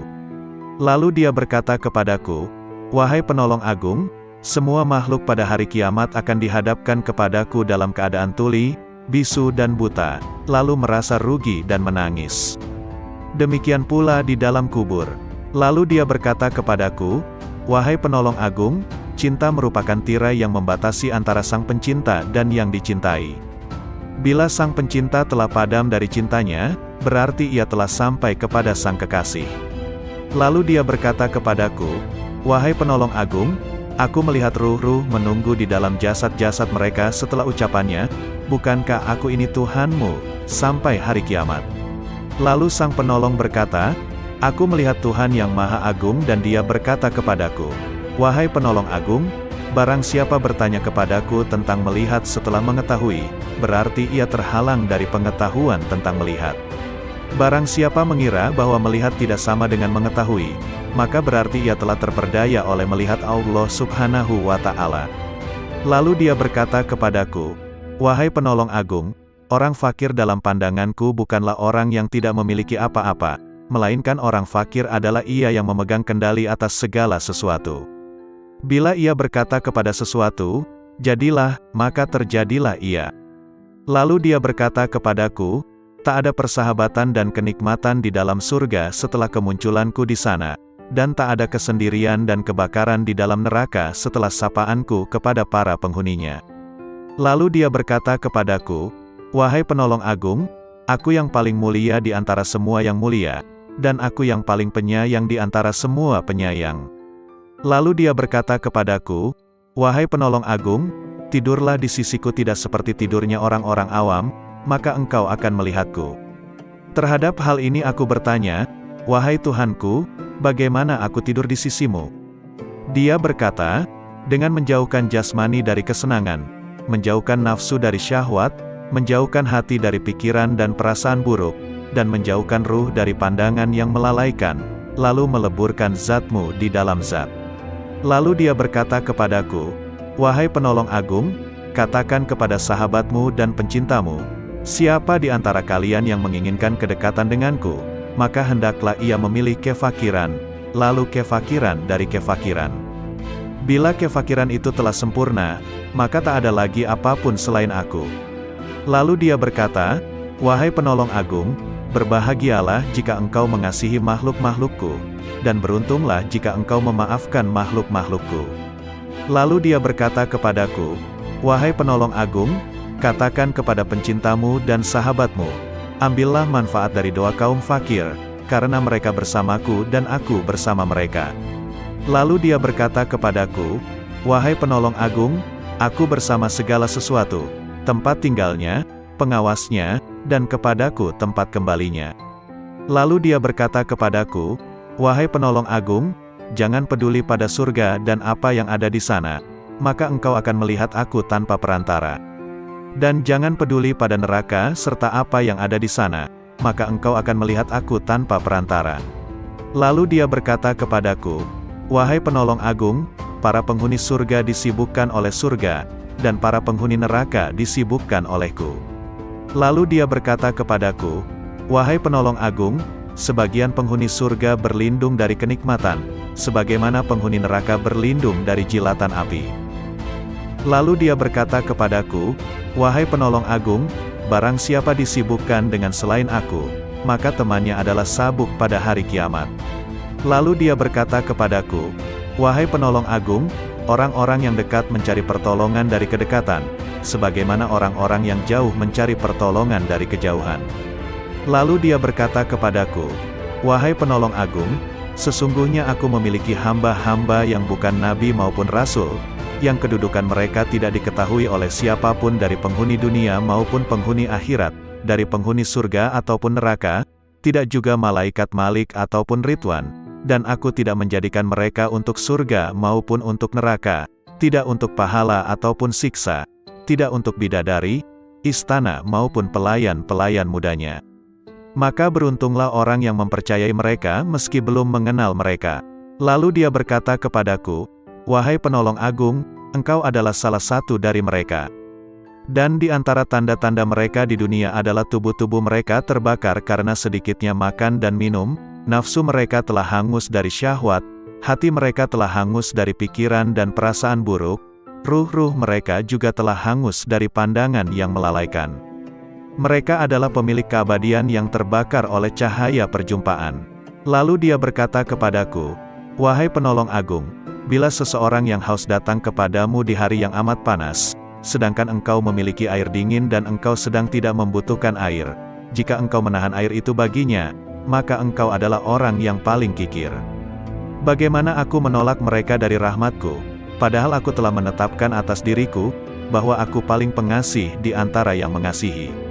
Lalu dia berkata kepadaku, wahai penolong agung, tak seorang pun dari ahli maksiat yang jauh dariku, dan tak seorang pun dari ahli ketaatan yang dekat dariku. Lalu dia berkata kepadaku, wahai penolong agung, bila seseorang dekat kepadaku, maka ia adalah dari kalangan maksiat, karena ia merasa memiliki kekurangan dan penyesalan. Lalu dia berkata kepadaku, wahai penolong agung, merasa memiliki kekurangan merupakan sumber cahaya, dan mengagumi cahaya diri sendiri merupakan sumber kegelapan. Lalu dia berkata kepadaku, wahai penolong agung, ahli maksiat akan tertutupi oleh kemaksiatannya, dan ahli taat akan tertutupi oleh ketaatannya. Dan aku memiliki hamba-hamba selain mereka, yang tidak ditimpa kesedihan maksiat dan keresahan ketaatan. Lalu dia berkata kepadaku, wahai penolong agung, sampaikan kabar gembira kepada para pendosa tentang adanya keutamaan dan kemurahan, dan sampaikan berita kepada para pengagum diri sendiri tentang adanya keadilan dan pembalasan. Lalu dia berkata kepadaku, "Wahai penolong agung, ahli ketaatan selalu mengingat kenikmatan, dan ahli maksiat selalu mengingat Yang Maha Pengasih." Lalu dia berkata kepadaku, "Wahai penolong agung, aku dekat dengan pelaku maksiat setelah ia berhenti dari kemaksiatannya, dan aku jauh dari orang yang taat setelah ia berhenti dari ketaatannya." Lalu dia berkata kepadaku, "Wahai penolong agung, aku menciptakan orang awam namun mereka tidak mampu memandang cahaya kebesaranku, maka aku meletakkan tirai kegelapan di antara diriku dan mereka. Dan aku menciptakan orang-orang khusus namun mereka tidak mampu mendekatiku dan mereka sebagai tirai penghalang." Lalu dia berkata kepadaku, "Wahai penolong agung, katakan kepada para sahabatmu, siapa di antara mereka yang ingin sampai kepadaku, maka ia harus keluar dari segala sesuatu selain aku." Lalu dia berkata kepadaku, "Wahai penolong agung, keluarlah dari batas dunia, maka engkau akan sampai ke akhirat. Dan keluarlah dari batas akhirat, maka engkau akan sampai kepadaku." Lalu dia berkata kepadaku, "Wahai penolong agung, keluarlah engkau dari raga dan jiwamu, lalu keluarlah dari hati dan ruhmu, lalu keluarlah dari hukum dan perintah, maka engkau akan sampai kepadaku." Maka aku bertanya, "Wahai Tuhanku, salat seperti apa yang paling dekat denganmu?" Dia berkata, "Salat yang di dalamnya tiada apapun kecuali aku, dan orang yang melakukannya lenyap dari salatnya dan tenggelam karenanya." Lalu aku berkata, "Wahai Tuhanku, puasa seperti apa yang paling utama di sisimu?" Dia berkata, "Puasa yang di dalamnya tiada apapun selain aku, dan orang yang melakukannya lenyap darinya." Lalu aku berkata, "Wahai Tuhanku, amal apa yang paling utama di sisimu?" Dia berkata, "Amal yang di dalamnya tiada apapun selain aku, baik itu surga ataupun neraka, dan pelakunya lenyap darinya." Lalu aku berkata, "Wahai Tuhanku, tangisan seperti apa yang paling utama di sisimu?" Dia berkata, "Tangisan orang-orang yang tertawa." Lalu aku berkata, "Wahai Tuhanku, tertawa seperti apa yang paling utama di sisimu?" Dia berkata, "Tertawanya orang-orang yang menangis karena bertobat." Lalu aku berkata, "Wahai Tuhanku, tobat seperti apa yang paling utama di sisimu?" Dia menjawab, "Tobatnya orang-orang yang suci." Lalu aku bertanya, "Wahai Tuhanku, kesucian seperti apa yang paling utama di sisimu?" Dia menjawab, "Kesucian orang-orang yang bertobat." Lalu dia berkata kepadaku, "Wahai penolong agung, pencari ilmu di mataku tidak mempunyai jalan kecuali setelah ia mengakui kebodohannya, karena jika ia tidak melepaskan ilmu yang ada padanya, ia akan menjadi setan." Berkatalah sang penolong agung, "Aku bertemu Tuhanku Subhanahu wa Ta'ala dan aku bertanya kepadanya, 'Wahai Tuhan, apa makna kerinduan?' Dia menjawab, 'Wahai penolong agung, engkau mesti merindukanku dan mengosongkan hatimu dari selain aku.' Lalu dia berkata kepadaku, 'Wahai penolong agung, jika engkau mengerti bentuk kerinduan maka engkau harus lenyap dari kerinduan, karena ia merupakan penghalang antara si perindu dan yang dirindukan.' Lalu dia berkata kepadaku, 'Wahai penolong agung, bila engkau berniat melakukan tobat, maka pertama kali engkau harus bertobat dari nafsu, lalu mengeluarkan pikiran dan perasaan buruk dari hati dengan mengusir kegelisahan dosa, maka engkau akan sampai kepadaku. Dan hendaknya engkau bersabar, karena bila tidak bersabar berarti engkau hanya bermain-main belaka.' Lalu dia berkata kepadaku, 'Wahai penolong agung, bila engkau ingin memasuki wilayahku, maka hendaknya engkau tidak berpaling kepada alam mulk, alam malakut, maupun alam jabarut. Karena alam mulk adalah setannya orang berilmu, dan malakut adalah setannya ahli makrifat, dan jabarut adalah setannya orang yang sadar. Siapa yang puas dengan salah satu dari ketiganya, maka ia akan terusir dari sisiku.' Dan dia berkata kepadaku, 'Wahai penolong agung, perjuangan spiritual adalah salah satu lautan di samudera penyaksian dan telah dipilih oleh orang-orang yang sadar. Barang siapa hendak masuk ke samudera musyahadah, maka ia harus memilih mujahadah, karena mujahadah merupakan benih dari musyahadah dan musyahadah tanpa mujahadah adalah mustahil. Barang siapa telah memilih mujahadah, maka ia akan mengalami musyahadah, dikehendaki atau tidak dikehendaki. Dan dia berkata kepadaku, "Wahai penolong agung, para pencari jalan spiritual tidak dapat berjalan tanpa mujahadah, sebagaimana mereka tak dapat melakukannya tanpa aku." Dan dia berkata kepadaku, "Wahai penolong agung, sesungguhnya hamba yang paling kucintai adalah..." Wahai penolong agung, katakan kepada para sahabatmu, siapa di antara mereka yang ingin sampai kepadaku, maka ia harus keluar dari segala sesuatu selain aku. Lalu dia berkata kepadaku, "Wahai penolong agung, keluarlah dari batas dunia, maka engkau akan sampai ke akhirat. Dan keluarlah dari batas akhirat, maka engkau akan sampai kepadaku." Lalu dia berkata kepadaku, "Wahai penolong agung, keluarlah engkau dari raga dan jiwamu, lalu keluarlah dari hati dan ruhmu, lalu keluarlah dari hukum dan perintah, maka engkau akan sampai kepadaku." Maka aku bertanya, "Wahai Tuhanku, salat seperti apa yang paling dekat denganmu?" Dia berkata, "Salat yang di dalamnya tiada apapun kecuali aku, dan orang yang melakukannya lenyap dari salatnya dan tenggelam karenanya." Lalu aku berkata, "Wahai Tuhanku, puasa seperti apa yang paling utama di sisimu?" Dia berkata, "Puasa yang di dalamnya tiada apapun selain aku, dan orang yang melakukannya lenyap darinya." Lalu aku berkata, "Wahai Tuhanku, amal apa yang paling utama di sisimu?" Dia berkata, "Amal yang di dalamnya tiada apapun selain aku, baik itu surga ataupun neraka, dan pelakunya lenyap darinya." Lalu aku berkata, "Wahai Tuhanku, tangisan seperti apa yang paling utama di sisimu?" Dia berkata, "Tangisan orang-orang yang tertawa." Lalu aku berkata, "Wahai Tuhanku, tertawa seperti apa yang paling utama di sisimu?" Dia berkata, "Tertawanya orang-orang yang menangis karena bertobat." Lalu aku berkata, "Wahai Tuhanku, tobat seperti apa yang paling utama di sisimu?" Dia menjawab, "Tobatnya orang-orang yang suci." Lalu aku bertanya, "Wahai Tuhanku, kesucian seperti apa yang paling utama di sisimu?" Dia menjawab, "Kesucian orang-orang yang bertobat." Lalu dia berkata kepadaku, "Wahai penolong agung, pencari ilmu di mataku tidak mempunyai jalan kecuali setelah ia mengakui kebodohannya, karena jika ia tidak melepaskan ilmu yang ada padanya, ia akan menjadi setan." Berkatalah sang penolong agung, "Aku bertemu Tuhanku subhanahu wa ta'ala dan aku bertanya kepadanya, 'Wahai Tuhan, apa makna kerinduan?' Ish."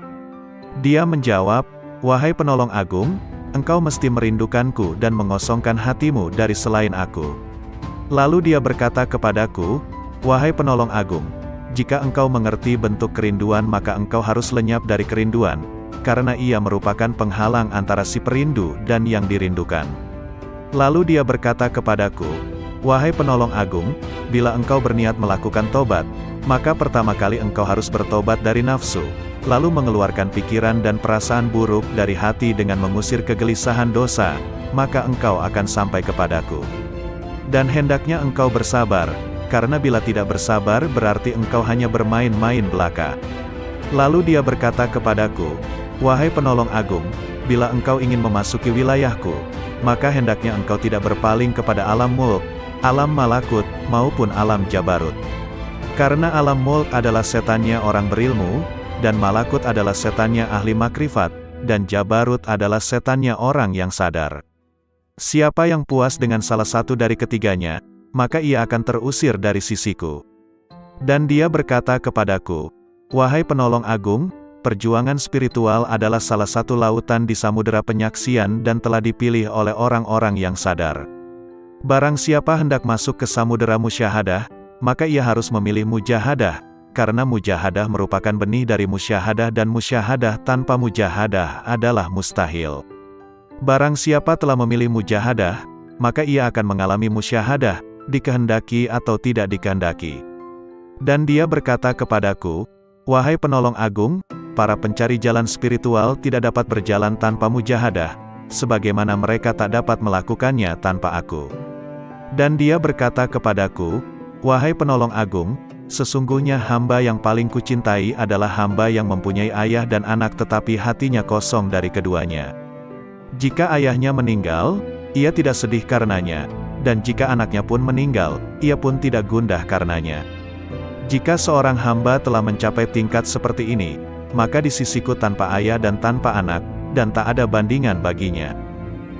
Dan dia berkata kepadaku, wahai penolong agung, siapa yang tidak merasakan lenyapnya seorang ayah karena kecintaan kepadaku dan lenyapnya seorang anak karena kecintaan kepadaku, maka ia tak akan merasakan lezatnya kesendirian dan ketunggalan.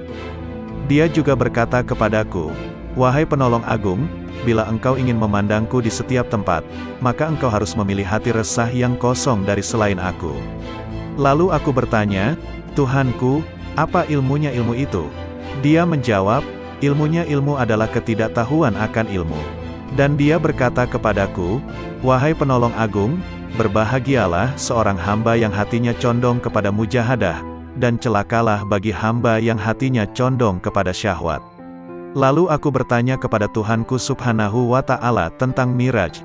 Dia berkata, Miraj adalah naik meninggalkan segala sesuatu kecuali aku, dan kesempurnaan Miraj adalah pandangan tidak berpaling dan tidak pula melampauinya. Lalu dia berkata kepadaku, wahai penolong agung, tidak ada salat bagi orang yang tidak melakukan Miraj kepadaku. Lalu dia berkata kepadaku, wahai penolong agung, orang yang kehilangan salatnya adalah orang yang tidak Miraj kepadaku.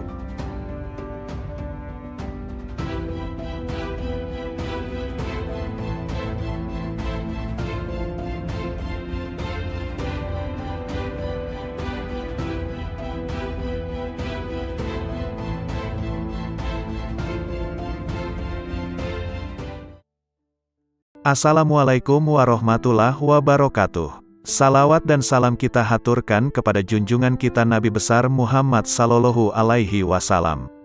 Allahumma sholli ala Muhammad. Kali ini akan dibacakan 4 kisah dialog Syekh Abdul Qadir Al-Jailani. Kisah ini diambil dari berbagai sumber kemudian dihimpun menjadi satu judul yakni 4 kisah dialog Syekh Abdul Qadir Al-Jailani yang menggetarkan hati. Berikut kisahnya. 1. Dialog dengan Malaikat Maut. Dalam ceramah di akhir bulan Rajab 546 Hijriyah di Madrasah, Syekh Abdul Qadir Jailani menuturkan, Imam Junaid Al-Baghdadi rahimahullah seringkali mengatakan, apa yang dapat ku perbuat terhadap diriku? Aku ini hanya seorang hamba dan milik majikanku. Dia telah menyerahkan dirinya kepada Allah, tidak memiliki pilihan lain selain terhadapnya dan tidak mengusiknya. Junaid telah rela dengan apapun yang ditakdirkan kepadanya. Hatinya telah menjadi baik dan nafsunya telah tenang. Dia telah mengamalkan firman Allah Azza wa Jalla, sesungguhnya pelindungku adalah Allah yang telah menurunkan Alkitab, Al-Quran, dan dia melindungi orang-orang yang saleh. Quran Surah Al-A'raf ayat 196. Pada suatu malam, aku mengingat kematian, dan aku menangis dari awal malam hingga waktu sahur tiba. Aku berdoa, ya Tuhanku, aku mohon kepadamu agar malaikat maut tidak mencabut nyawaku, tapi Engkau sendiri yang mencabutnya. Kemudian, aku tertidur, lalu aku bermimpi melihat seorang tua yang mengagumkan dan menawan. Dia kemudian masuk dari arah pintu, dan aku bertanya kepadanya, siapakah engkau? Lalu dia menjawab, aku malaikat maut. Aku katakan kepadanya, aku telah meminta kepada Allah agar dia sendiri yang mencabut nyawaku, bukan engkau yang akan mencabutnya. Malaikat itu balik bertanya, lalu mengapa engkau meminta hal itu, apa dosaku? Aku hanyalah hamba yang mengikuti perintah. Aku diperintahkan bersikap lemah lembut terhadap suatu kaum dan bersikap kasar kepada kaum yang lainnya. Kemudian, dia memelukku dan menangis, maka aku pun menangis bersamanya. Ahmad bin Hanbal rahimahullah berkata, betapa banyak hati yang terbakar oleh kecintaan kepada dunia, padahal di dadanya ada Al-Quran. Sementara, banyak orang saleh yang selalu bangun malam mendirikan salat malam, beramar makruf nahi munkar. Tangan mereka itu terbelenggu oleh sikap wara, sehingga meninggalkan dunia, dan keinginan mereka mencari Tuhan mereka begitu kuat. Maka, infakkan harta kalian kepada mereka itu. Sebab, di kemudian hari mereka itu akan mendapatkan kekuasaan di sisi Allah Azza wa Jalla. Dikutip dari kitab Fath Rabbani. 2. Dialog dengan Iblis. Dalam sebuah riwayat dikisahkan Syekh Abdul Qadir Jailani, seorang ulama yang sangat tinggi ilmunya, suatu malam bermunajat mendekatkan diri kepada Allah. Tiba-tiba dari sudut atas mihrab muncul cahaya yang sangat menyilaukan. Dari arah cahaya tersebut terdengar suara, "Wahai Abdul Qadir, aku adalah Tuhanmu. Apa yang telah aku haramkan bagimu telah aku halalkan." Syekh Abdul Qadir tertegun mendengar suara tersebut. Setelah sadar dari kekagetannya, beliau berkata dalam hati, Muhammad Sallallahu Alaihi Wasallam adalah Nabi dan Rasulullah yang terakhir, maka tidak mungkin Allah Subhanahu wa Ta'ala akan mengubah syariatnya.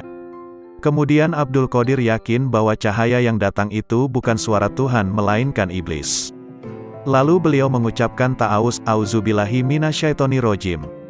Tiba-tiba cahaya itu terbakar sambil berkata, "Sudah banyak orang yang telah aku perdayai, tetapi engkau luput dari tipu dayaku ini." 3. Dialog dengan pemabuk. Kisah ini diriwayatkan dari Syekh Abdul Qadir Al-Jailani rahimahullah.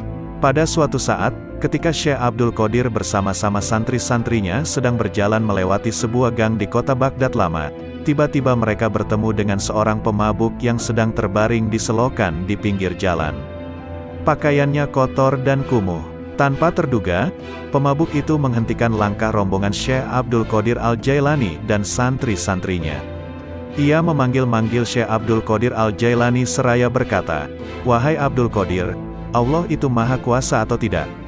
Sambil tersenyum ramah Syekh Abdul Qadir menjawab pertanyaan itu, "Tentu, Allah Maha Kuasa." Seolah tidak mendengar jawaban Syekh Abdul Qadir Al-Jailani, pemabuk bertanya kembali, "Wahai Abdul Qadir, Allah itu Maha Kuasa atau tidak?" Dengan tersenyum penuh kasih sayang, Syekh Abdul Qadir Al-Jailani meladeni pertanyaan pemabuk itu. "Pasti, Allah adalah zat yang Maha Kuasa atas segalanya." Untuk yang ketiga kalinya, pemabuk itu mengajukan pertanyaan yang sama, "Wahai Abdul Qadir, Allah itu Maha Kuasa atau tidak?" Di saat pertanyaan yang ketiga, tiba-tiba Syekh Abdul Qadir Al-Jailani menangis terseduh. Beliau bersujud kepada Allah lalu berkata, "Demi Allah wahai saudaraku, Allah itu Maha Kuasa, Maha Kuasa, Maha Kuasa." Setelah itu, Syekh Abdul Qadir Al-Jailani memerintahkan kepada santri-santrinya untuk membawa pemabuk itu ke pondok dan memandikannya. Mereka juga diperintahkan untuk memuliakan dan melayaninya dengan sebaik-baiknya. Melihat sikap dan tindakan gurunya, santri-santri itu terkejut dan penasaran. Akhirnya, mereka memberanikan diri untuk bertanya tentang rahasia di balik pertanyaan-pertanyaan pemabuk itu. Syekh Abdul Qadir Al-Jailani mendengar pertanyaan santri-santrinya dengan sabar penuh perhatian. Beliau lalu berkata, "Anak-anakku, maksud pertanyaan pertama pemabuk itu adalah, apakah Allah Maha Kuasa menerima taubatku atau tidak?" Maka aku jawab, "Tentu, Allah Maha Kuasa untuk menerima taubatmu."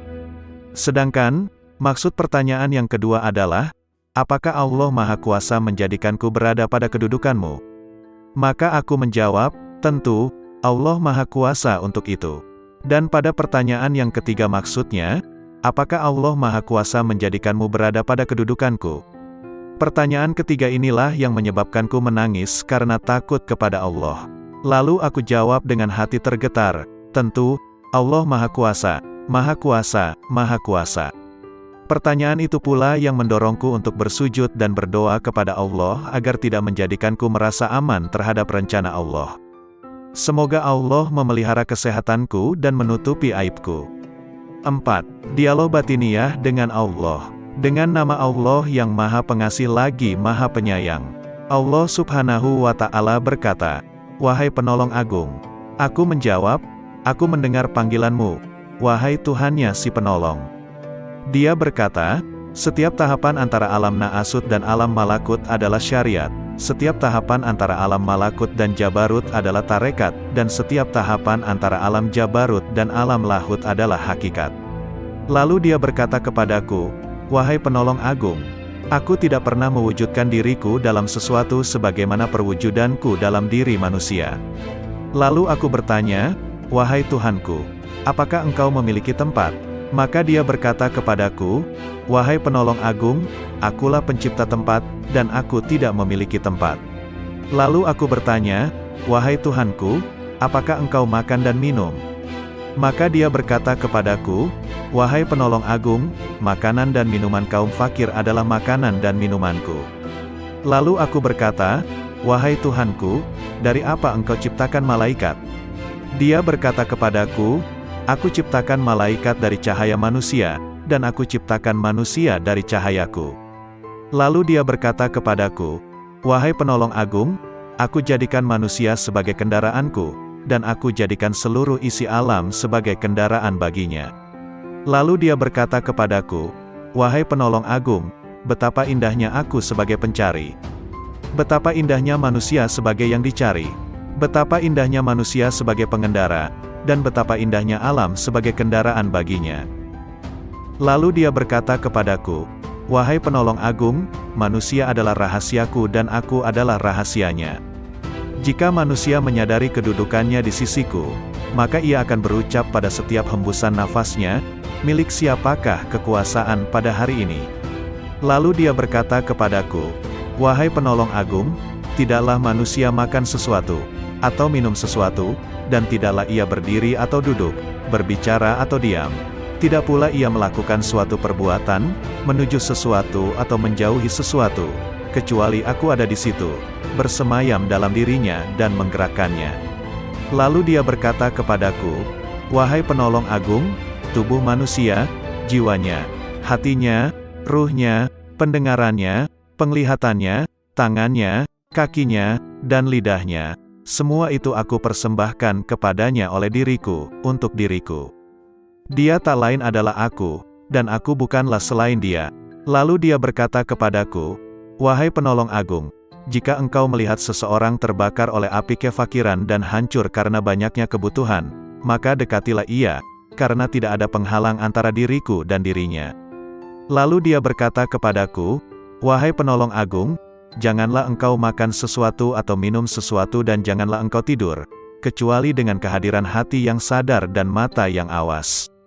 Lalu dia berkata kepadaku, 'Wahai penolong agung, barang siapa terhalang dari perjalananku di dalam batin, maka ia akan diuji dengan perjalanan lahir, dan ia tidak akan semakin dekat dariku melainkan justru semakin menjauh dalam perjalanan batin.' Lalu dia berkata kepadaku, 'Wahai penolong agung, kemanunggalan ruhani merupakan keadaan yang tak dapat diungkapkan dengan kata-kata. Siapa yang percaya dengannya sebelum mengalaminya sendiri, maka ia telah kafir. Dan barang siapa menginginkan ibadah setelah mencapai keadaan wusyul, maka ia telah menyekutukan Allah Subhanahu wa Ta'ala.' Lalu dia berkata kepadaku, 'Wahai penolong agung, barang siapa memperoleh kebahagiaan azali, maka selamat atasnya, dia tidak akan terhina selamanya. Dan barang siapa memperoleh kesengsaraan azali, maka celaka baginya, dia tidak akan diterima sama sekali setelah itu.' Lalu dia berkata kepadaku, 'Wahai penolong agung, aku jadikan kefakiran dan kebutuhan sebagai kendaraan manusia. Barang siapa menaikinya, maka ia telah sampai di tempatnya sebelum menyeberangi gurun dan lembah.' Lalu dia berkata kepadaku, 'Wahai penolong agung, bila manusia mengetahui apa yang terjadi setelah kematian, tentu ia tidak menginginkan hidup di dunia ini.